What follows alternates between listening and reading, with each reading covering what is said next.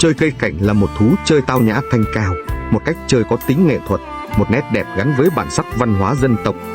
Những người chơi cây cảnh luôn có phong thái ung dung, tự tại, khoan thai.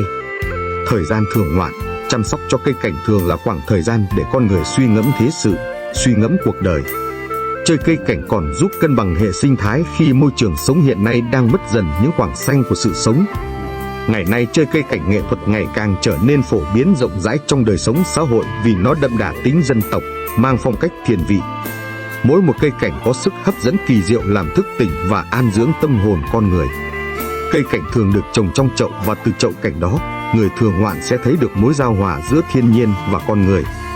Có lẽ cũng bởi nguyên do ấy mà những tinh hoa từ cuộc sống cũng thường được đúc kết từ những phút giây như thế. Cảm ơn các bạn đã xem hết video. Quảng Tùng hẹn quý vị ở những bản tin tiếp theo. Chúc quý vị một ngày vui vẻ.